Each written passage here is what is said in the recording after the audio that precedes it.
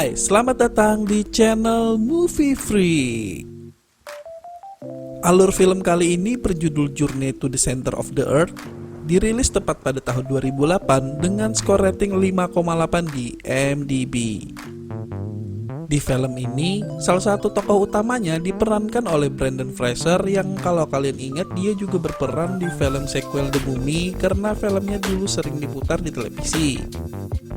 Berbeda dengan film lainnya, film ini diadaptasi dari novel fiksi ilmiah karya Jules Verne dan kita bakalan diajak berpetualang ke tempat yang anti mainstream yaitu ke pusat bumi. Buat yang udah penasaran, kita tonton aja langsung alur filmnya.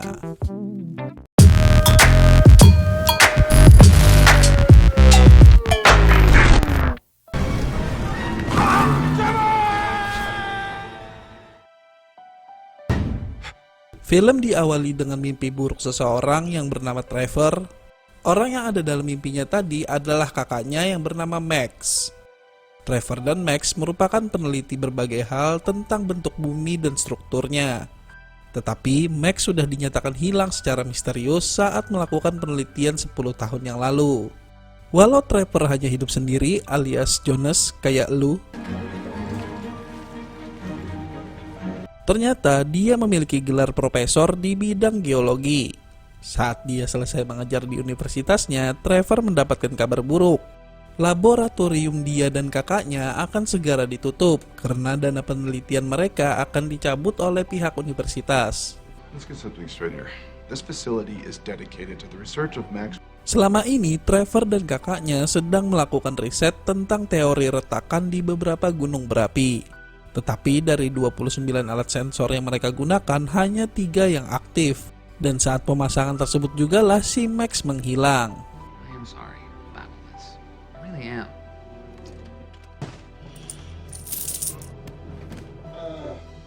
Pulang dengan penuh kekecewaan, Trevor malah kelupaan bahwa hari ini dia ada janji untuk bertemu istri Max dan keponakannya yang bernama Sean.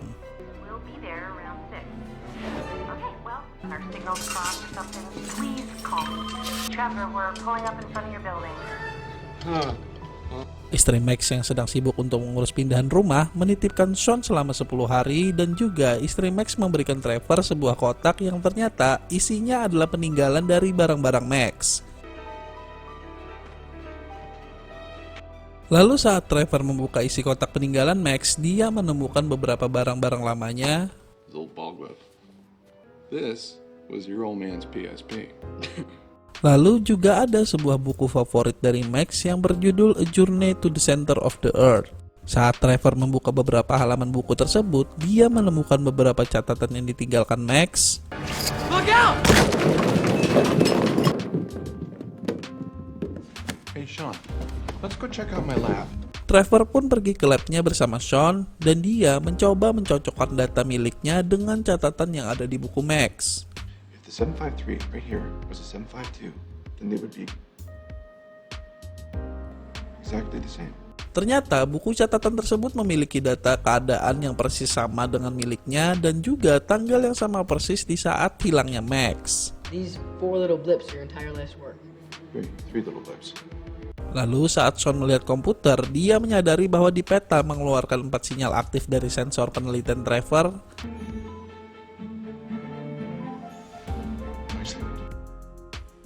Karena hal tersebut, Trevor langsung berencana untuk mendatangi sensor keempat yang tiba-tiba menyala karena kondisi tersebut sama dengan kejadian 10 tahun yang lalu. I'm talking about this, a journey to the center of the earth. Dan hal tersebut merupakan kesempatan untuk Trevor mengetahui apa yang sebenarnya yang terjadi dengan Max. Lalu Trevor berencana untuk mengantarkan Sean ke tempat ibunya, akan tetapi Sean memaksa untuk ikut dengannya menuju Islandia karena dia juga penasaran dengan keadaan ayahnya. I'm going with you. Do you know how much it costs to book? Someone tells me you got it covered. Di pesawat, Trevor mempelajari lagi catatan kakaknya dan lagi-lagi Sean yang mendapatkan petunjuk tentang seseorang yang bernama Sigubron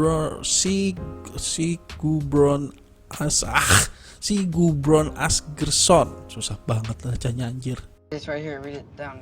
Sigurborn Asgeirsson. Sigurborn Asgeirsson, Executive Director of the I knew it was a good thing to bring you, kid. His institute has got to be our first stop. Saat sampai di Islandia, mereka pun berencana mencari kediaman si Gudbrand. Walau sempat tersesat, mereka berhasil menemukan kediamannya dan bertemu dengan seorang cewek yang bernama Hannah. Sigurbjorn Asgeirsson. Well, this Sigurd Ásgeirsson is dead. Well, did you work with him?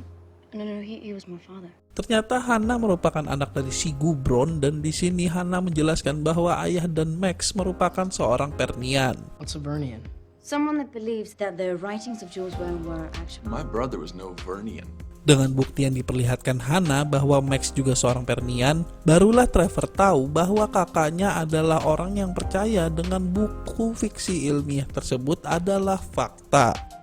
Dan benar-benar meyakini kalau benar ada jalan yang menghubungkan pusat bumi di permukaan. What are you guys doing here? I'm here because there are seismic sensors going off 30 clicks north of here. Lalu Trevor pun mengatakan kalau tujuannya hanya ingin memeriksa alat sensornya yang tiba-tiba menyala, dan untungnya Hannah merupakan pemandu gunung profesional yang dapat mengantarkan mereka menuju sebuah gunung yang bernama Snaefellus. No problem. An hour?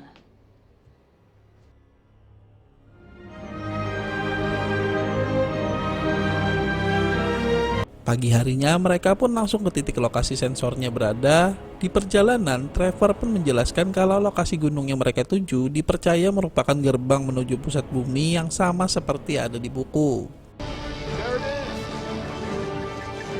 Saat mereka sampai di titik lokasi, Trevor pun langsung memeriksa alat sensornya.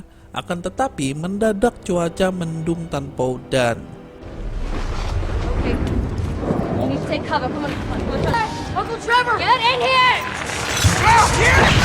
It's attracting the lightning!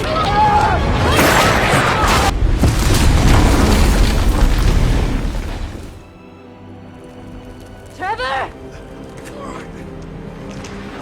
Mereka pun terkurung di gua dan terpaksa harus mencari jalan lain. Untungnya Hannah membawa semua peralatannya dan beberapa makanan walau dengan jumlah yang terbatas. My gut says we go right. Looking good. Mereka pun menyusuri lorong dan tiba-tiba You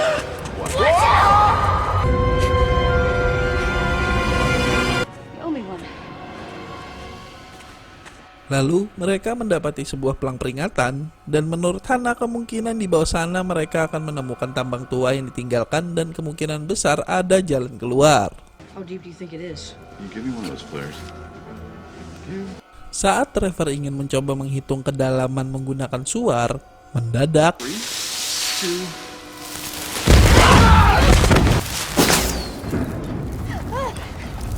ya, ternyata di dalam gua tersebut banyak terdapat magnesium, dan hal tersebutlah yang menciptakan ledakan. Lalu mereka pun melanjutkan dengan glow stick. 2. It's 200 feet. That's no problem. Remember, we're all connected. Okay, John.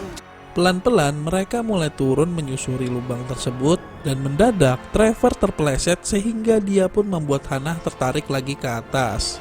Di tengah kepanikan tersebut, Hannah dengan terpaksa memotong tali Trevor agar mereka berdua tak terjatuh. Dan You knew that, right? Right? lalu mereka pun melanjutkan perjalanan. Di sini mereka berhasil menemukan sebuah gerbang bekas tambang dan juga generator listrik tua. Okay, I take it back. Lalu Hannah pun menyarankan untuk menaiki gerbong untuk menyusuri dan mencari jalan keluar.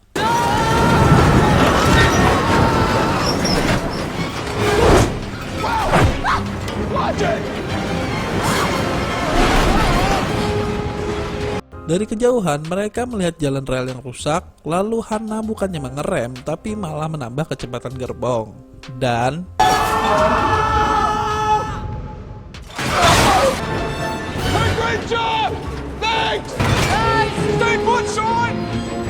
saat rel mereka terpisah, jalan yang ditempuh Hannah ternyata tertutup bebatuan dan terpaksa dia harus melompat ke gerbongnya si Trevor.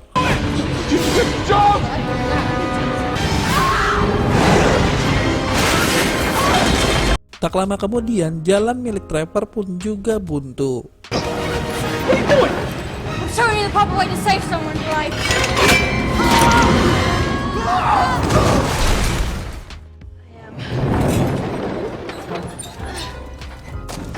Awesome. What happened to you guys? Lalu Sean menyadari kalau gerbong Trevor yang menabrak dinding tadi membukakan pintu sebuah gua yang di dalamnya terdapat ruby, jamrud, dan berlian. Diamonds Wah, auto jadi crazy rich ini. are frequently formed and found volcanic tubes. Trevor pun ingat kalau biasanya berlian hanya bisa ditemukan di jalur vulkanik, yang mengartikan kalau mereka menuju ke bagian atas, mereka akan sampai di permukaan.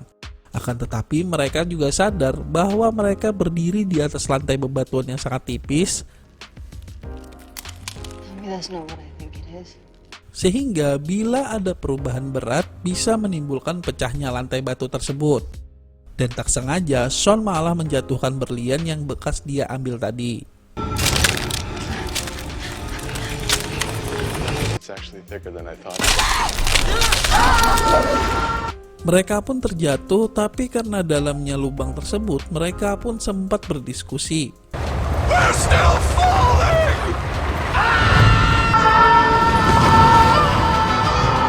Anjir, lama banget terjunnya. These tunnels could go for hundreds of thousands of miles! Trevor, what's at the bottom? Water would still runs through it, providing a gradual break to our fall!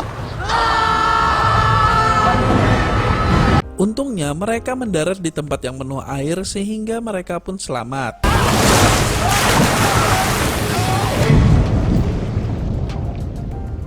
Saat berhasil keluar dari dalam air, mereka pun melihat hal unik, yaitu kumpulan burung yang bisa menyala dalam gelap.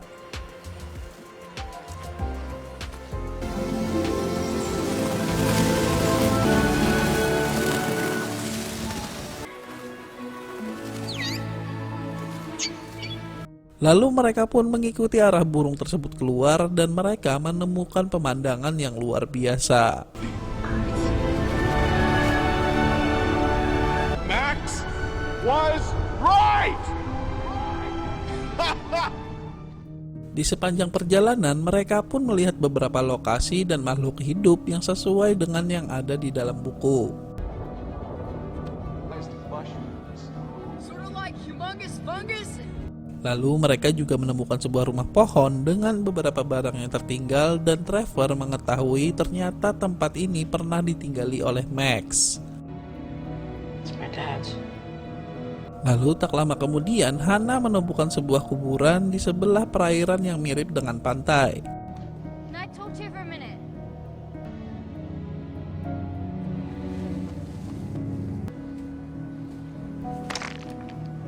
Dan faktanya kuburan tersebut merupakan kuburan Max. I never really got a chance to know him. Di situ, Max juga meninggalkan sebuah catatan yang berisikan tentang peringatan hari ulang tahun Sean. Today was Sean's 3rd birthday. I set out to make an incredible discovery to share with Trevor. Happy birthday, Sean. I love you. Daddy. Setelah mereka beristirahat sejenak, dari catatan Max menjelaskan bahwa mereka sedang berada dalam gua raksasa yang dikelilingi oleh magma. Dan semakin berlalunya waktu, suhu di tempat mereka akan terus naik hingga 200 derajat. A human being can't survive beyond 135. Sorry, 95 degrees. Lalu mereka juga menemukan rute jalan keluar dengan cara harus menyeberangi perairan yang mirip dengan laut dan sampai di sebuah lorong yang memiliki jalan keluar ke permukaan gunung. 48 hours, 72 tops.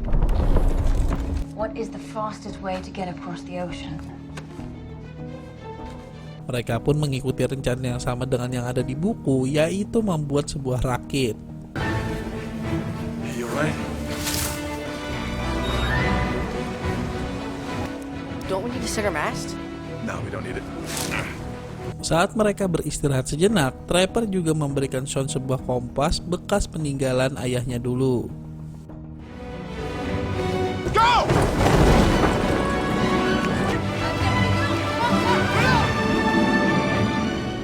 Saat mereka sudah berlayar, muncul masalah baru, yaitu mereka harus melewati sebuah keadaan yang mirip dengan badai, dan saat Sean melihat ke dalam air, tiba-tiba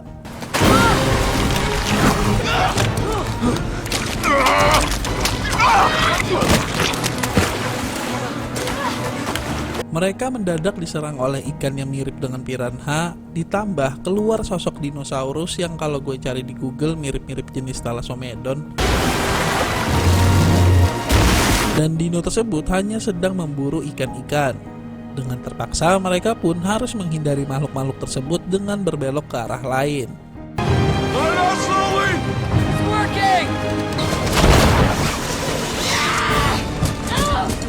Karena badai yang semakin kuat, Hana pun terluka karena menahan layar mereka, dan terpaksa Sean harus menggantikan Hana untuk menahannya. Akan tetapi, hal tersebut malah menerbangkan Sean sehingga membuat mereka terpisah.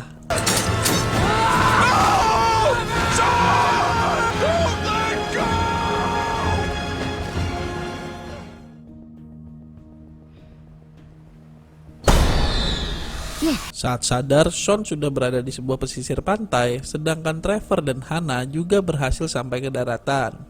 Di sini, Hana meyakinkan Trevor kalau Sean pasti bisa menemukan jalan dan menunggu di Sungai Gloucester yang mereka rencanakan. Saat mereka sedang beristirahat, mereka mendadak diserang oleh tanaman karnivora raksasa, dan dengan cepat Trevor pun menghajar semua tanaman tersebut.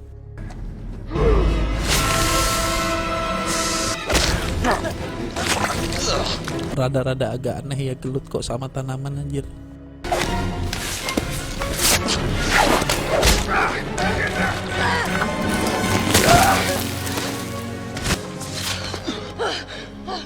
That's 1 point for me, right? Beralih ke Sean, dengan panduan burung menyala, dia menemukan sebuah jalan, tetapi bebatuan tersebut melayang di udara karena adanya medan magnet raksasa.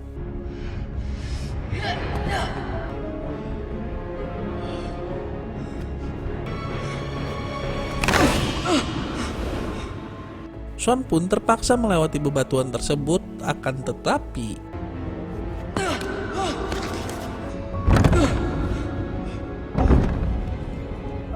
ya, efek dari tabrakan tersebut membuat batunya saling menjauh. Ditambah lagi keseimbangan yang buruk disebabkan Sean membuat batu tersebut berputar.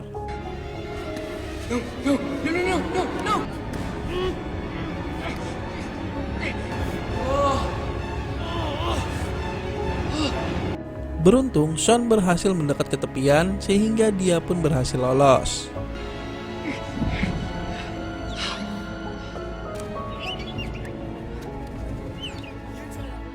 Beralih ke Trevor dan Hana, mereka pun sampai di wilayah yang cukup tandus.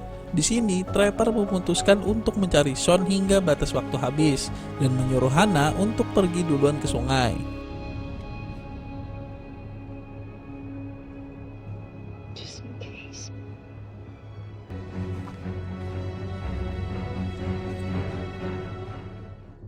Berpindah lagi ke Sean, mendadak Sean dikejar oleh seekor T-Rex dan lari menuju sebuah gua.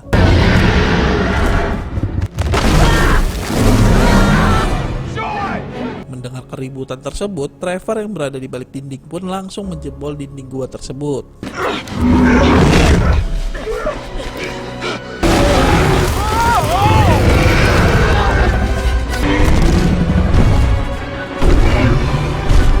Trevor lalu menyadari bahwa di sisi lain terdapat area bebatuan yang sama saat mereka jatuh di gua, dan dia menggiringnya menuju area tersebut.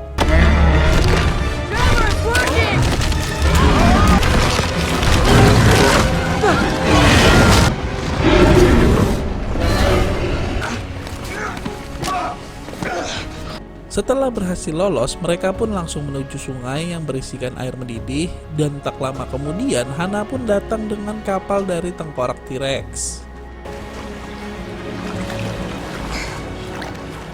Who got tips again? Tak lama kemudian, arus sungai tersebut mulai berkurang, dan di sini lagi-lagi mereka terjatuh ke dalam sebuah lubang.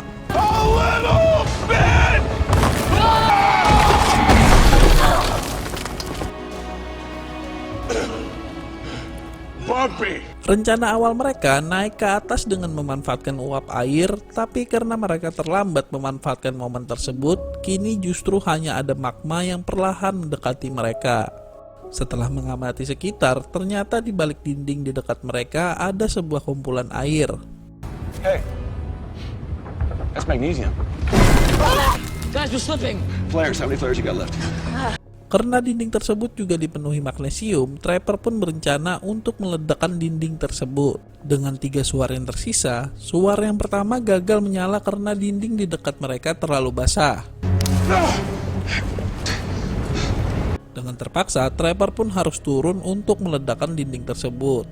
Tetapi di suar kedua, Trevor juga gagal karena sedikitnya kandungan magnesium. Dan dengan terpaksa, Trapper harus turun jauh mendekati magma.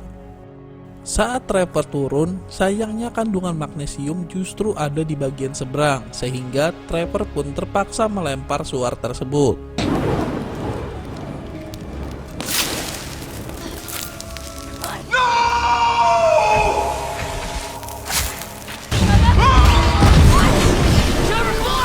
Setelah dinding tersebut berhasil diledakkan, air yang keluar pun langsung menuju magma. Dan hal tersebut menciptakan ledakan uap yang kuat hingga mereka terlempar ke atas.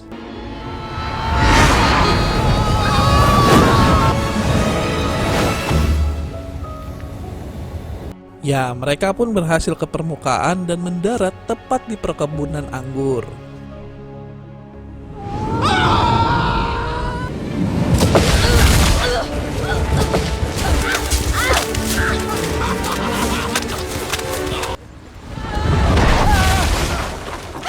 Sang pemilik kebun pun marah-marah dengan mereka, tetapi Sean memberikan sang pemilik kebun sebongkah berlian yang sempat dia ambil di dalam goa. What? I just took a few geological sample. Take these. You take it. We are sorry. Sight is okay, it's fine. Anything or what you want. Setelah mereka sampai rumah, Trapper dan Hannah pun mengantar kepulangan Sean, dan Trapper pun memberikan sebuah buku Jules Verne yang lain dengan judul Lost City of Atlantis. Dan dari buku tersebut jugalah nantinya akan menjadi cerita di film Journey selanjutnya. Film pun tamat.